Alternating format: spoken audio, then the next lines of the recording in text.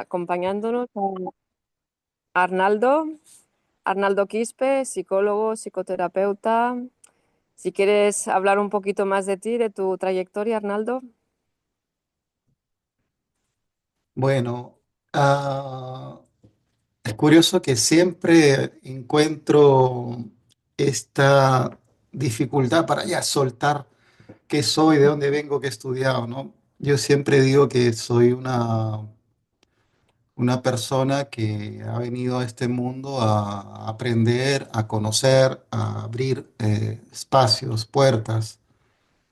Sí, soy psicólogo, llevo algunos años de experiencia, psicoterapeuta, sí, en la parte académica es el trabajo que actualmente ejerzo, ¿no? Acá, porque yo vivo acá en Italia, eh, y justo dentro de poco tengo mis pacientes y estamos haciendo este pequeño huequecito, decimos en Perú, ¿no? Este pequeño espacio para lograr de repente un compartir de conocimiento, de un punto de vista que entiendo está referido en este momento a hablar un poco acerca de los quero y de los chacaruna. No sé qué más decir, simplemente que llevo mis años. De repente a la gente no le va a Ujú. importar cuántos años, pero sí eh, hay toda una experiencia que merece, de repente, merece la pena escuchar. ¿Ok? Bueno, pues nada, preguntarte qué es, ¿no? ¿Qué es lo que llevas dentro en tu linaje, ¿no? De dónde provienes tú o tus antepasados, qué es lo que hace que, bueno, que estés haciendo retiros espirituales, estés dando charlas, cursos, talleres, qué es lo que hace que te llegue esto, ¿no? Pues yo comencé mucho antes de haber llegado a Europa, por ejemplo, ¿no? Ya fui, por ejemplo, elegido a trabajar en un centro para adicciones en la Amazonía peruana. Trabajé mis años allí, lo cual me permitió conocer la cosmovisión amazónica, y los primeros maestros que llegaron de modo muy serio, como se dice, muy de escuela, ¿no? Porque ya antes, incluso de ese trabajo, había tenido experiencias recreativas con las plantas, pero fue en el año 2000 que se produjo un gran cambio, ¿no? En mi vida y logrando entrar en este trabajo fue que conocí una parte muy esencial de lo que actualmente practico, ¿no? Que son las plantas y el vegetalismo amazónico. Eh, Ingresé como psicólogo en ese centro de recuperación para toxicómanos. Esto fue un primer aviso, pero no fue tan importante como el hecho que cuando tú pasas la adolescencia, la juventud, sientes un llamado, el cual respondes como una crisis existencial, espiritual se llama, ¿no? Si uno escucha las Ujú. palabras de Grof. Entonces, en esta crisis solía retirarme al campo porque mi familia vive en el campo, en Ayacucho, y en periodos de silencio, con encuentros con la montaña, yo siempre tenía esa idea, esa convicción que hay algo más, ¿no? Que no es posible que todo lo que ya nos propone la civilización, en este caso, porque después mi familia se mudó a Lima y estábamos en Lima, una gran metrópoli. Ujú. Entonces, tenía ese conflicto, ¿no? De descubrir, de empujarme un poquito más, ¿no? Estudiando psicología, estudié también antropología algunos años, pero, y esto no, esta información que te voy a compartir no, creo que no va a interesar a nadie, ¿no? Pero es importante decirlo en este Ujú. caso, porque en algún momento encontré un artículo científico de un investigador que hacía referencia que, por ejemplo, una de de los objetos más importantes que puede presentar una familia de origen, es decir, por mi apellido, soy Quispe, ¿no? Eh, sí, de una panaca, de una familia que tiene un antepasado, una secuencia en el tiempo, son la correspondencia, el presentar unos objetos absurdos de piedra que se conocen como conopas. Entonces, yo descubrí las conopas en la mesa, porque la mesa no es, es un objeto sagrado de todo Paco, de todo curandero. Entonces, ujú, descubrí estas piedras de mi abuelo, ¿no? Desde ese momento es como si encontraras una eureka, ¿no? Finalmente encuentras el puente que te ayuda a desarrollarte, a dirigirte, a evolucionar, eh, se- siguiendo esa dirección, ese sentido, esa esencia, ¿no? Yo con ujú, estas conopas que actualmente están en mi, yo no tengo ningún problema, nunca las presento, pero viajan siempre con mi mesa personal y ujú, bueno, tampoco son mías, ¿no? Porque en algún momento tendré que pasarlas a las personas que estén conmigo, ¿no? Pero ujú, estoy muy feliz de haber encontrado este, por lo menos este pequeño vestigio que nos confirma que hay un linaje por medio, ¿no?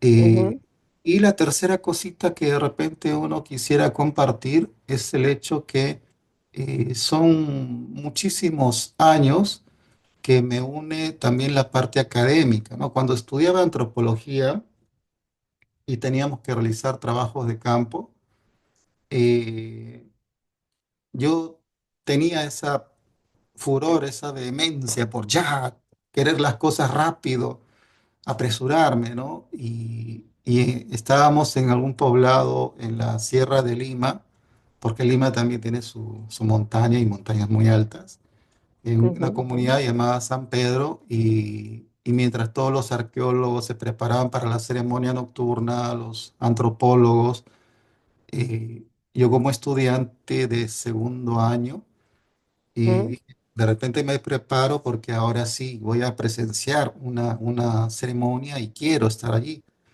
Y en la puerta me dijeron que no era tu momento, tú no puedes entrar. Entonces, a veces ese tipo de eventos son extraordinarios porque después tú sientes la pegada y sientes que pues tienes que realizar todo un proceso iniciático, de repente tienes que darle más importancia a la experiencia, tener más paciencia. Me ayudó muchísimo, ¿no? Obviamente que en otro momento, cuando regrese, fui aceptado, pero para lograr ujú, simplemente un rito iniciático y ser declarado Kamachico, que era una figura de iniciación espiritual, de repente no era mi momento. Han tenido que pasar más de 25 años para que de repente pueda ya encontrar otro escenario, para que otros maestros como los más ancianos que Ero te digan, ya estás listo, puedes tú salir, puede, en el sentido geográfico, ¿no? De repente, como un representante, como una palabra que de repente intenta dar una lectura muy auténtica, muy honesta y muy espontánea de todos los conocimientos que estamos ujú, promocionando, promoviendo y protegiendo también, ¿no? Uno de los maestros me entregó directamente una cruz, una chacana, chaca es puente, ¿no? ujú, Para decirme chacaruna, ¿no? Yo me sentí emocionado, pero no para mí mismo, no tengo que publicarlo en Instagram o hacerme un selfie, no me interesa, ¿no? Las ujú. cosas más importantes, los logros más importantes, uno los lleva adentro, ¿no? Uno sabe y uno es consciente de ello. Silvia, Y hoy en día no todo el mundo, digo, todo el mundo está hablando, ¿no? De chamanismo, ¿no? De curanderos o también de sacerdotes, ¿no? Porque así hace poco no he escuchado alguna controversia en cuanto a la palabra sacerdote andino o inca. ¿Qué pasa con esto, ¿no? Que ¿Es lo mismo chamanismo que, ¿no? Un chamán, o un curandero o un sacerdote, o hay diferencias entre estas palabras o las personas que lo practican? Pues en realidad siempre digo, todos tienen la razón. Ujú, Entrar en las contradicciones, las controversias, esto es mío, yo sé más que tú, esto es más importante, esto es menos importante, pues como que te da a entender ese dualismo que existe todavía, ¿no? Esto me gusta, esto no me gusta, esto lo acepto hasta aquí, esta posición es mía, esto merezco más respeto, ustedes no me respetan. Es un dualismo que necesariamente mm, va por un camino de integración, de unidad, ¿no? La conciencia de unidad, la conciencia de integración, de repente es un estado de conciencia, no digo superior, pero sí de más experiencia, de más conocimiento y más flexibilidad en este caso, ¿no? Yo creo que se trata también de códigos, de palabras diferentes. Hay que recordar para todo el mundo, una vez más, que los primeros ujú, estudios acerca de el chamán y el chamanismo provienen ujú, siempre de Siberia, de las culturas tungus, siberianas. ujú, Entonces, shaman y fue traducido, como es obvio, en cada diccionario, en cada Real Academia de la Lengua, imagino también en España como chamán shaman en inglés y tantas ujú, otras formas de ver el chamán que representa al fin y al cabo una persona puente entre los mundos, una persona puente que de repente puente entre el mundo de la materia y el mundo espiritual, una persona que sabe comunicar con los espíritus, que tiene de repente esa intuición, esa capacidad, esas competencias para lograr entrar de muchas maneras. Entonces, esta palabra no es ajena en todo el mundo. Hoy con la globalización eh, se trata de encontrarle un significado en cada región, en cada país. En el contexto andino, por ejemplo, ujú, más de acuerdo al mestizaje, al ingreso del encuentro entre culturas, ¿no? La cultura europea hispánica y la cultura americana, andina en este caso, muchas palabras ingresaron a ser parte de las lenguas originarias y asimismo muchas palabras de las lenguas originarias son parte hoy en día del español hablado de un peruano, porque si bien es cierto, nosotros nos podemos entender, ¿no? Porque hablamos un español, pero hay regionalismos, hay localismos, ¿no? Normalmente ujú, la palabra, por ejemplo, curandero se aplica de norte a sur en toda Latinoamérica. Es importante el curandero, la curandera en ujú, México, como también lo es en Perú. Basta hablar de ujú. curandero en el norte peruano, en Piura, y su rol es Sí. fundamental.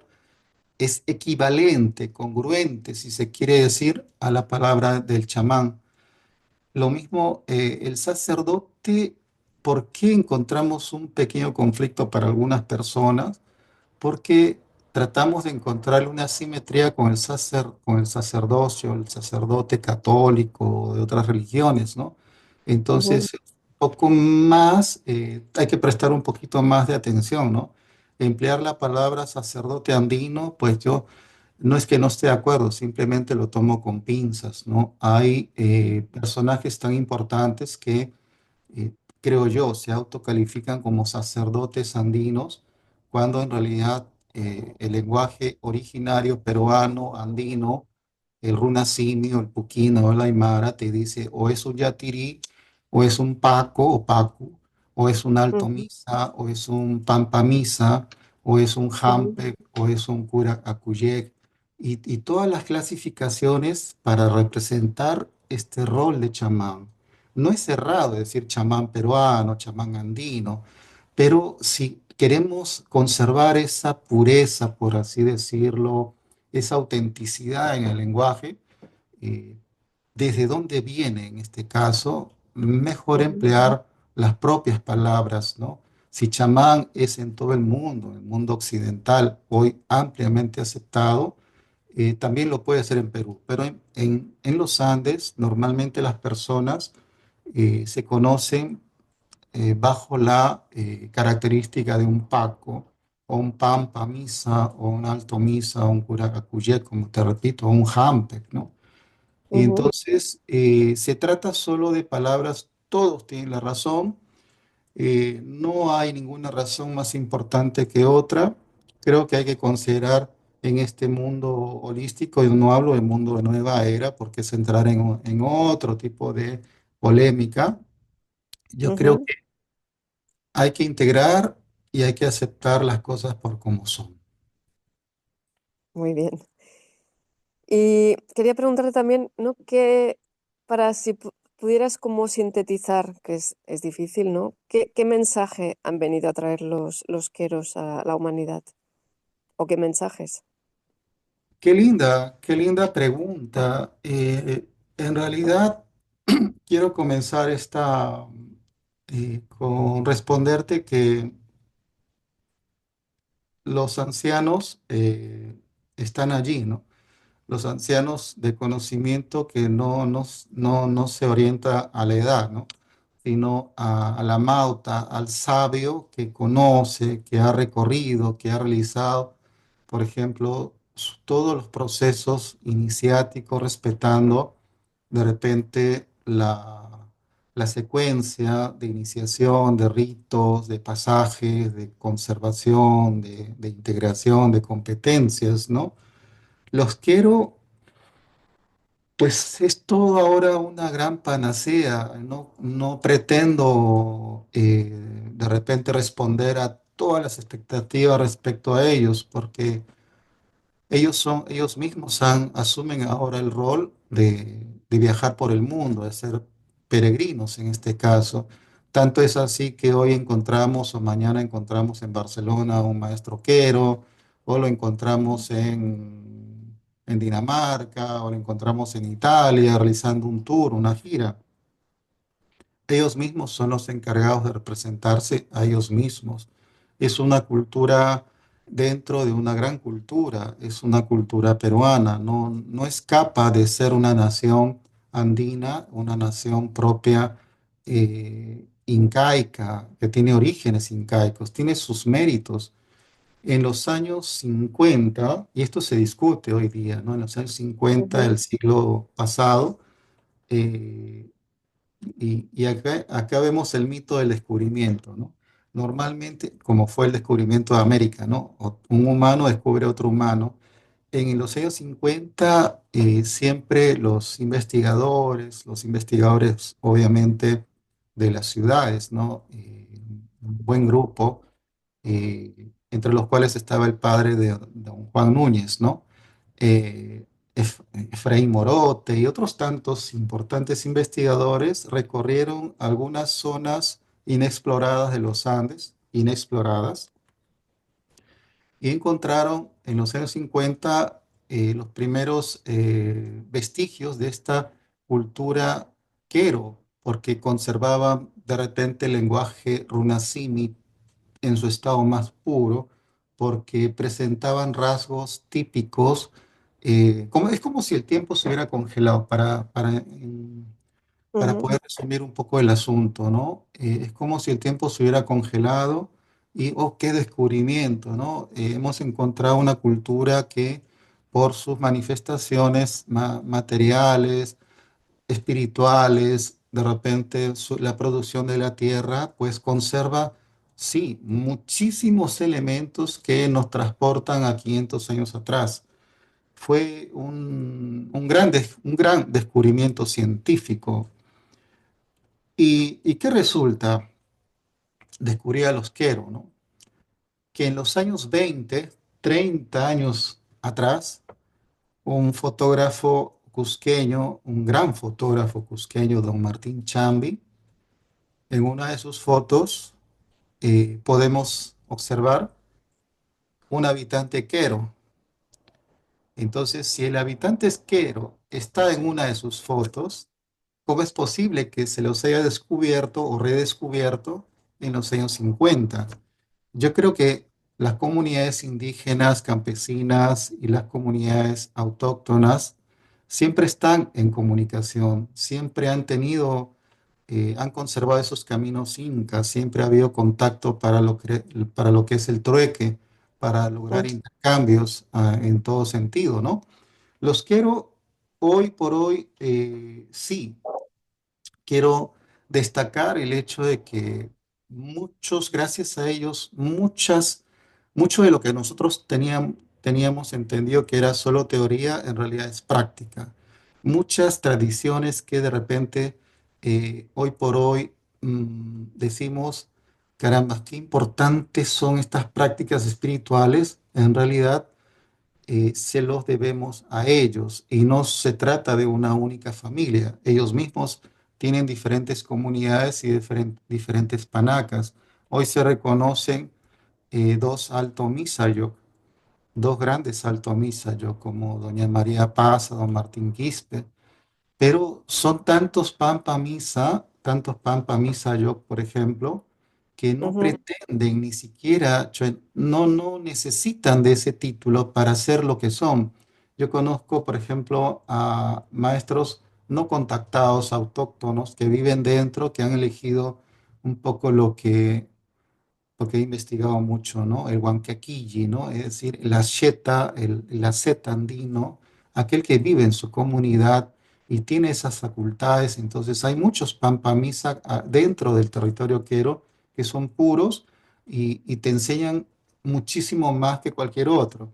Conozco a un don Mariano, el cual he aceptado como un guía, un maestro en estos últimos años que de repente digo, gracias a los conocimientos, a las prácticas espirituales de esta persona que casi llega a 90 años, digo, hoy por hoy estas prácticas se pueden reproducir, se pueden enseñar, pueden ser útiles a la humanidad. Y en ese sentido, pues creo que es importante reconocer esta cultura originaria.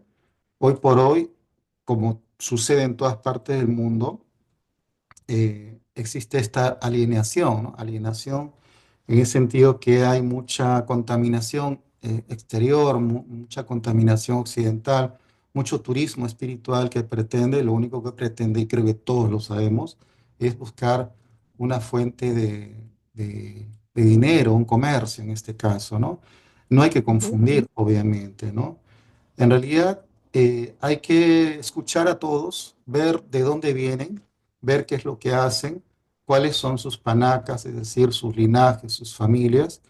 Es poco probable, por ejemplo, y esto lo digo con mucha sinceridad, que, por ejemplo, tú encuentres a un maestro quero, es poco probable, no imposible, pero poco probable que encuentres a un maestro quero que sea al mismo tiempo un gran maestro o una guía con plantas sagradas como la ayahuasca, porque son, si bien es cierto, son elementos de un gran chamanismo, de una gran práctica, una es andina, la otra es amazónica, pero la práctica de las plantas sagradas como la ayahuasca, el tabaco y otras más, necesitan sus propias vías, sus propias iniciaciones, sus propias dietas en este caso.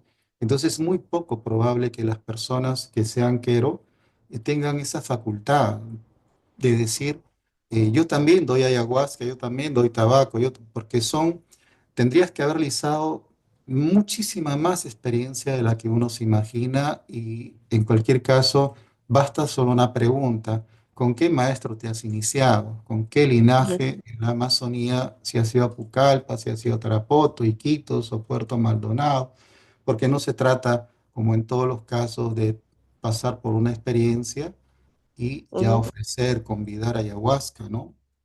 Y así ujú, podría nominarte muchísimos tantos casos que normalmente muchas personas comparten. Dicen, Arnaldo, he conocido una sacerdotisa quero. Arnaldo, he conocido un Pampa Misa Yo acá en Italia. O Arnaldo, esta persona ofrece el diploma de Pampa Misa Yo en un fin de semana. Arnaldo, este chamán quero está haciendo un tour con la ayahuasca, con la guachuma. Yo digo, paciencia, creo que de repente un error lo puedes cometer por única vez, pero cometer el mismo error más veces, pues ya, ni modo, depende de tu estado de conciencia, de lo que tu estado de conciencia te dice que todavía tienes que pasar, ¿no? Sobre este tema de los quiero se abre una gran panacea y qué bonito que hoy pueda uno enfocarlo desde Ujú. dentro, ¿no? Y gracias por la pregunta, Silvia. Y bueno, siguiendo con, bueno, con, ¿no? con nuestra conversación, ¿me podrías a explicar un poquito una cosa, una palabra que me gusta mucho, ¿no? Que es, bueno, es que es el AINI, ¿no? El AINI que realmente, ¿no? Para cualquier relación, ¿no? Siempre, cuando te escuchaba, ¿no? Siempre decías, el AINI es tan importante y, ¿no? Y tantas veces, ¿no? Falta ese AINI, ¿no? ¿Cómo hacer para recuperar este AINI? O explícanos qué es el AINI, que mucha gente lo desconoce. El Aini es una palabra quechua, es un código importante andino y no estoy hablando de los códigos andinos de ningún sector, de ninguna familia. El Aini es una palabra amplia en toda Sudamérica que hace referencia a la reciprocidad, al intercambio de energía, a un intercambio equilibrado, armónico. No es un intercambio por interés material como el Chayay, ¿no? Yo creo que es importante mencionar que se trata de una ley suprema en el mundo andino. Las cosas llegan porque tienen que llegar.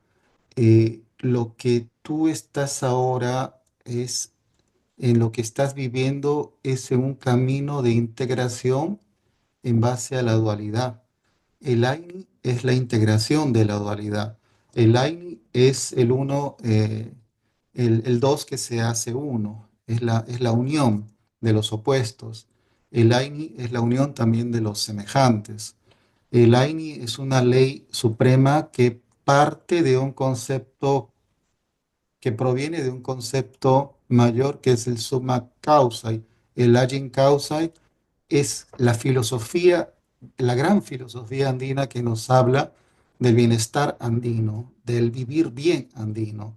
Entonces el AINI es componente de este bienestar, en el cual, por ejemplo, en el mejor de los casos, no digo ahora porque hay mucha influencia de los medios, de Internet, de la globalización, ¿no? En el mejor de los casos, el AINI en la antigüedad, ahora estamos un poquito diferentes, pero en la antigüedad, normalmente el hombre y la mujer, el Inca no podía estar solo, tenía que estar con la esposa, ¿no? Eh, y entonces ambos eran considerados incas, por ejemplo, porque existía una equidad. Entonces la colla, que en este caso era la esposa, nadie la menciona, por ejemplo, nadie dice que hay una colla. Y hasta este momento sabemos de los pacos, los representantes masculinos, por ejemplo, en el mundo andino, pero pocos o nadie te habla de las ñustas pacos, las ñustas sacerdotisas en este caso, y para no entrar en conflicto empleamos la palabra curandera, ¿no? Las curanderas. Y por eso es que la iniciación de la ñusta Carpay, actualmente yo la llamo las siete curanderas, porque al fin y al cabo se trata de curanderas.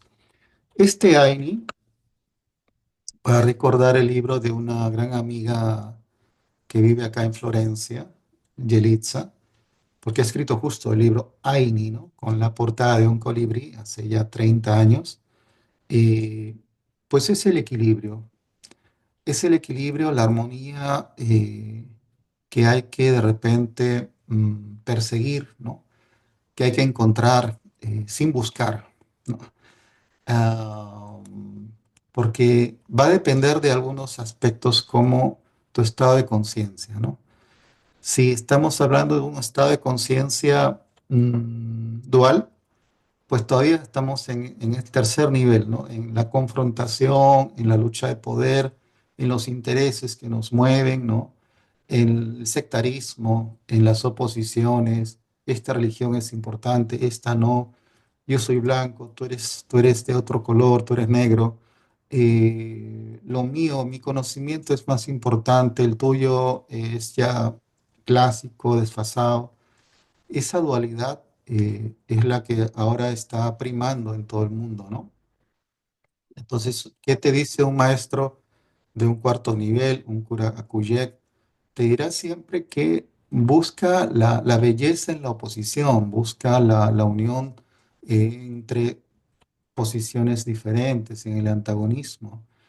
Únete porque eso es amor, porque el amor, principalmente el Yuyai, el Munai en algunos casos, normalmente siempre te va a llevar a ese equilibrio. Un corazón cerrado no va a poder sentir compasión con un hermano que está herido, que tiene necesidad.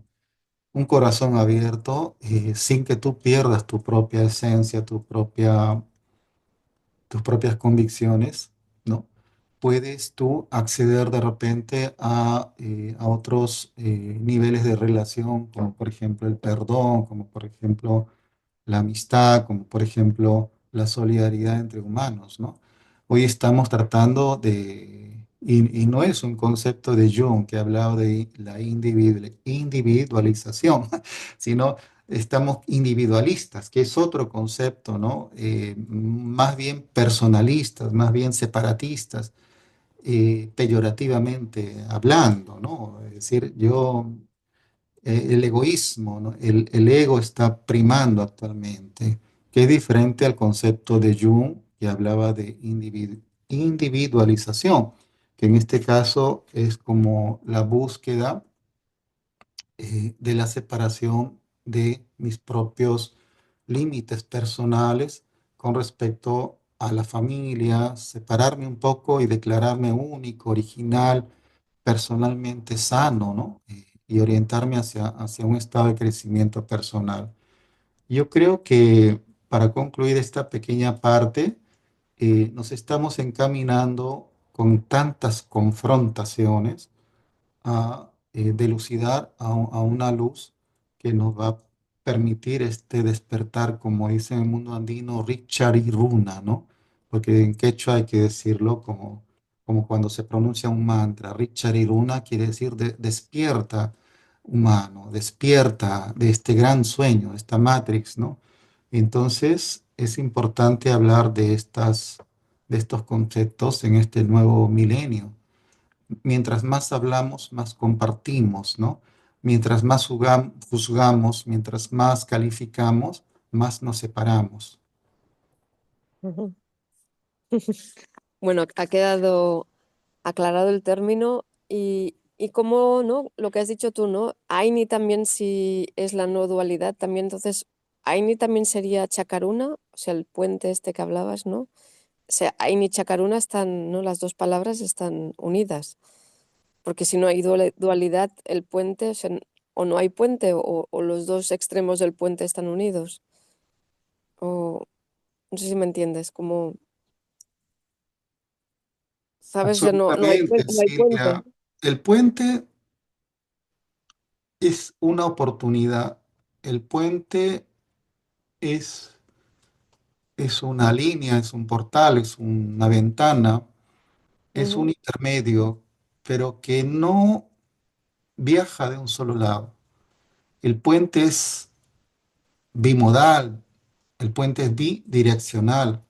El puente sirve para lograr este intercambio, ¿no? Esta transmutación, este ingreso de una parte y de la otra dentro de un contexto. La chacana, por ejemplo, ujú, es un puente cósmico en este caso.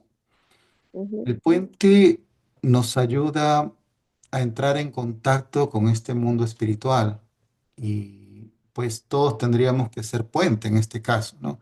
Pero el chacaruna es un concepto que de repente se emplea un poco más en el contexto andino, ¿no? De repente en un continente como este, como el europeo, es más probable hablar de, mm, de chamán, por ejemplo, así clásicamente de chamán, ¿no? ujú, porque está bien aceptado, está, no hay ningún tipo de objeción y las personas saben de qué se trata, qué hace, qué y qué no hace, ¿no? El chamán. En este caso, el chacaruna, ¿por qué surge? Surge porque desde que los queros se manifestaron, salieron de sus nubes, de sus altas montañas, se hicieron presentes con sus manifestaciones, que no solo son espirituales, son también folclóricas, son de música, de danza, de medios de producción y tantas otras cosas que no observamos. Normalmente, este puente se establece sobre una base de contacto con el mundo otro, el mundo espiritual. Uno, como un chamán. Dos, como si se tratase de un, por así decirlo, un embajador. Esta ujú, cultura, después que tú has realizado todos los aprendizajes, que has realizado todos los procesos necesarios, es como si, Arnaldo, tú o cualquier otro, e inclusive personas que no son autóctonas, hasta un catalán puede ser un chacaruna si es, si es nombrado, si es aceptado por su comunidad, si hay un cambio en eh, el estado de conciencia que hace reconocer, no identificar, te hace reconocer como una persona válida para una cultura como los quero. Eh, entonces, el puente es como si también, de ahí viene la palabra pontífice, porque nuestro pontífice, eh, que esperamos que se mejore, es también un hombre puente, puente, ponte, pontífice. Y ujú, la tercera aceptación de Chacaruna es el hecho ya un poco menos importante de la autodenominación, las personas que se autodenominan Chacaruna, que, como te repito, yo no critico a nadie, no me interesa entrar en controversia con nadie, estoy en paz con todos, pero estas personas sabrán por qué lo hacen, sabrán qué han hecho o qué están haciendo o con quién han contactado. En realidad, esto ya, la tercera parte del chacaruna, porque imagínate tú, una cosa es que tú te declares chacaruna, que uno mismo se declare chacaruna y pasan 10 o 20 años y en ese transcurrido tiempo, pues has adquirido una personalidad como tal, de hace 10 20 años que soy chacaruna. Entonces pasan 20 años y te sientes empoderado, sientes que eres un gran chacaruna, un representante, una persona que puede transmitir los conocimientos. Los dos primeros, para mí, son los más originales, más auténticos. La tercera vía es un poco ya más aprendida, un poco ya más adquirida. Y bueno, no sé, no sé si pueda de repente esclarecer este punto, pero en algún momento se hablaba del Pachachaca, ¿no? El puente entre los mundos, ¿no? De los ujú, Pachacunas, los mundos superior, que también se aplica en todos los modelos de chamanismo, ¿no? El mundo del Hanan Pacha, Anak Pacha, ujú, para representar el mundo espiritual de las esencias puras, más elevadas, de la energía sami más elevada. Este mundo, el mundo de la percepción de la realidad del presente, en el cual nosotros nos dirigimos, contactamos, nos relacionamos, sería el Caipacha, este mundo. Y el mundo de abajo, que no es el infierno, obviamente, es el inframundo, que es el mundo de nuestros antepasados, de nuestros recuerdos, del inconsciente. Imagínate que para la cultura andina es cuerpo, lo que está dentro. Entonces, es todo lo interior.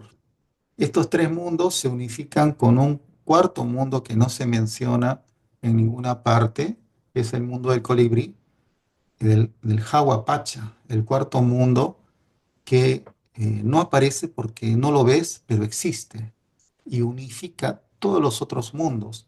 Entonces, estamos hablando de una gran panacea, de una enciclopedia de conocimiento y es necesario escuchar a todos, sumar, sumar.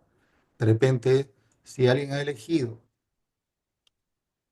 aprender y seguir los códigos andinos que hoy los veo, que se han empoderado, está muy bien, pues no solamente entra superficialmente, profundiza. Si otros por ahí han elegido aprender lo que es el Munaiki, ¿no? De Villoldo, entonces, bueno, sigue, profundiza y entra más, ¿no? Si otros han elegido de repente seguir un curso o una iniciación de Pampamisa, profundiza, entra y estudia e investiga. Si otros han decidido de repente, si las plantas sagradas, entra, profundiza. Eh, yo, para terminar esta parte, solo digo, imagínate un piloto de un avión Ujú, que tiene 40.000 horas de vuelo, ¿no? O 30.000, 40.000, mm. con un piloto que recién comience que tiene 2 o 4 horas, ¿no? ¿Con qué piloto tú podrías confiar más, ¿no? ¿Con qué Sí, piloto tú claro. podrías de Ujú, repente decir, "Ah, pues este conoce los vientos, conoce los fenómenos"? Es como cuando tú ves una ecografía o cuando ves unos rayos X, ¿no? Los pilotos de más experiencia son los que tienen ese conocimiento. Lo mismo digo con la ayahuasca, ¿no? Con la ayahuasca, cuando tú realizas 2, 3, 5 ceremonias, no es lo mismo que haber realizado 20, 25 años de dietas y de ceremonias. Es muy diferente, ¿no? Yo ujú. invito a las personas a especializarse, a profundizar, a no quedarse solamente en la superficie, a conocer muy bien de qué hablan y de cuánto hablan. Y la actitud siempre va a ser hacia la integración, no hacia la oposición. Muy bien, Arnaldo. Y entonces, esto que hablamos, ¿no? De seguir el camino del medio, ¿qué sería el Kausai? O sería, bueno, no que hablamos o que he escuchado, ¿no? Seguir el camino del medio, ¿cuál sería el camino del medio? El camino del medio, Silvia, es ser un chacaruna, es el Aini, es el camino Ujú, del Caipacha, que no excluye el Hanan Pacha ni el Ucupacha. Para seguir estos pachacunas, estos mundos, eh, obviamente tenemos que vivir en esta realidad, en este plano real, ¿no?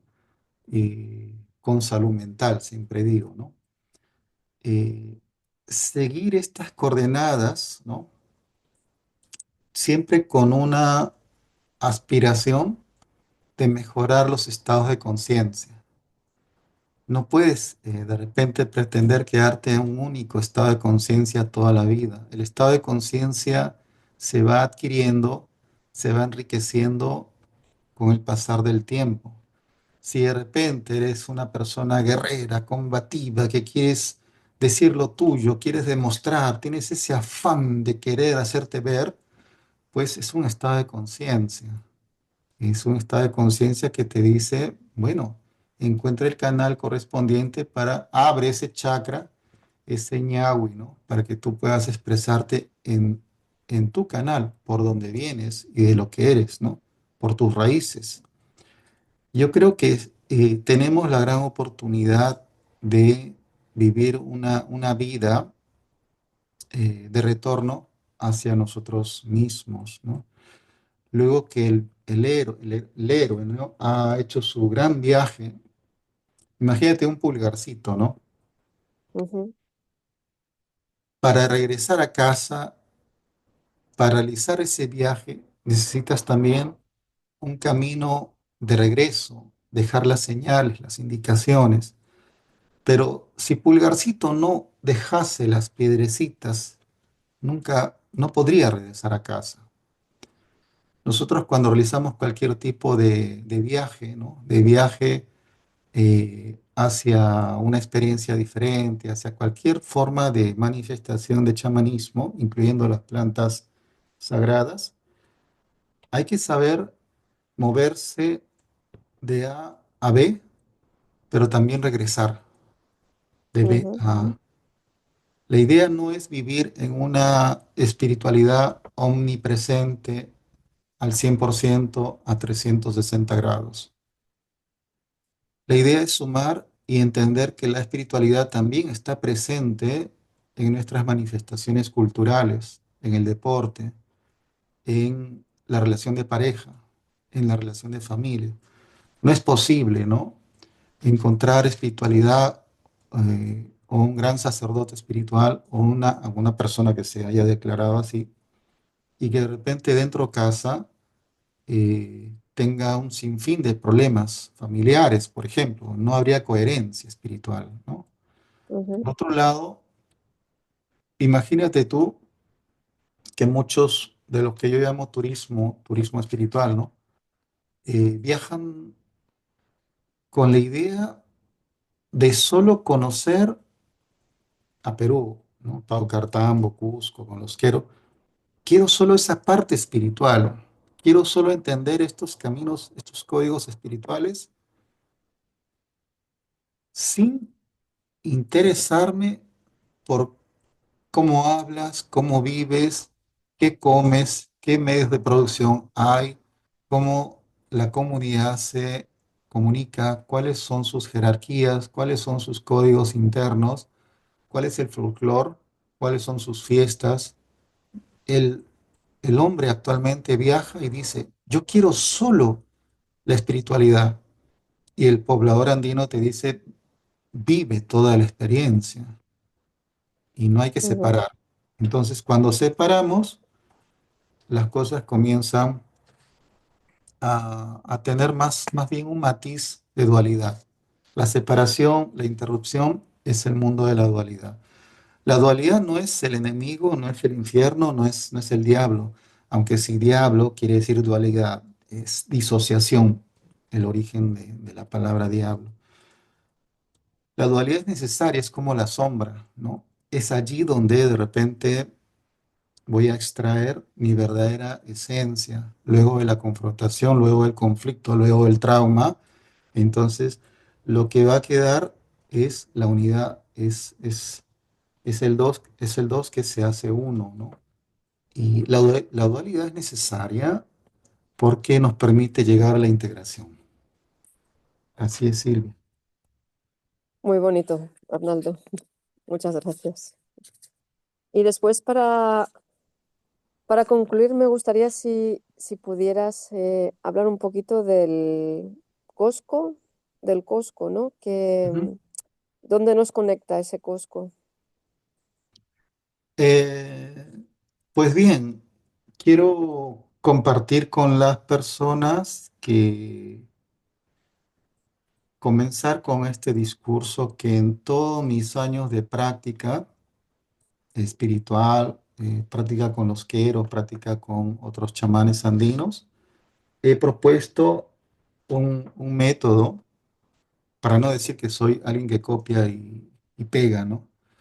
Para introducir mi propio estilo, mi propio modo de ver, ¿no? Después que te dan permisos, los permisos correspondientes, los maestros.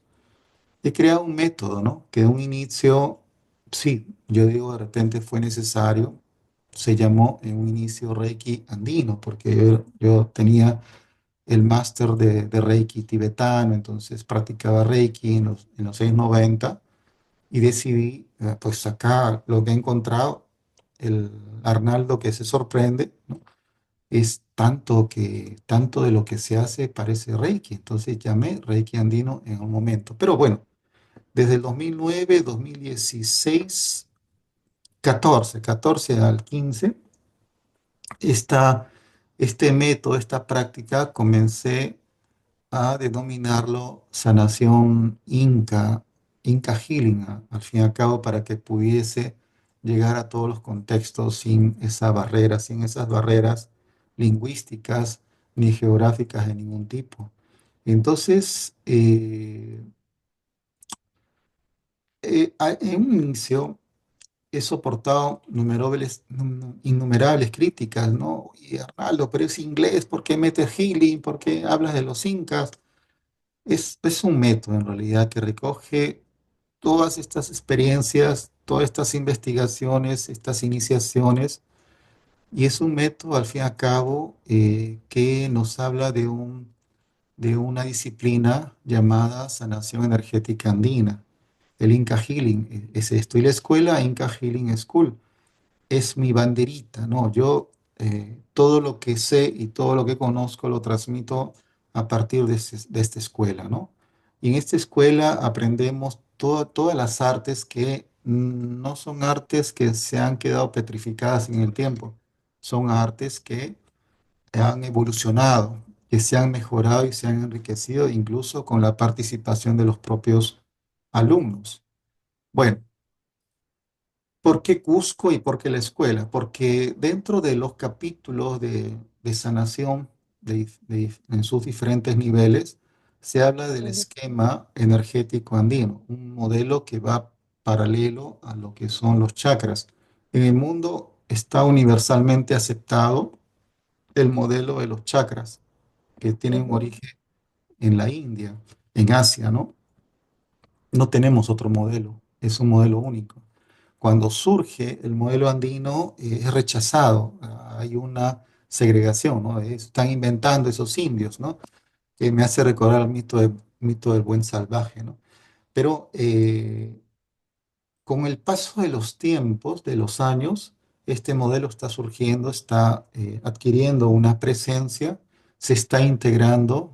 Primero era la dualidad, ahora está el modelo de la unidad, de integrar también otros conocimientos. Y qué mejor tener dos modelos a tener solo uno. Estos modelos del esquema se parecen entre sí, pero no son exactos, no van, por ejemplo, un chakra que es importante en la corona, en el mundo andino no lo es. Los ojos físicos, los ñawis, ¿no? En el mundo andino son centros, cada uno son centros energéticos principales. En el modelo de los chakras no lo es. O sea, pequeñas diferencias, pero conservan esa unidad en la línea central, en el canal central, ¿no? Shushuma, o en el canal central, que en el mundo andino le llamamos la cintura, la gran cintura madre Huiracocha, ¿no? Eh, y en ese sentido, como que el Cosco nos hace referencia a un canal fundamental ubicado en el ombligo. El ombligo en quechua es puputi, pero a nivel espiritual es Cosco, que es el antiguo nombre de la ciudad, de la capital incaica, que actualmente se llama Cusco. Cusco es ujú, Cosco, exactamente lo mismo. Este canal es fundamental, es principal, tiene sus ventajas para la transmutación. Nos representa la Pachamama, la Madre Tierra. Es un canal que en otras tradiciones, el Jara, el triple calentador, y tiene una función, un segundo cerebro. Acá en Italia se dice, yo pienso con la pancha, dice, siento con los intestinos, siento con este punto. Nos ayuda con la transmutación porque en la cosmovisión andina se supone que este punto es un canal que ayuda a transmutar la energía de una parte a otra. Es siempre un puente, un chakra.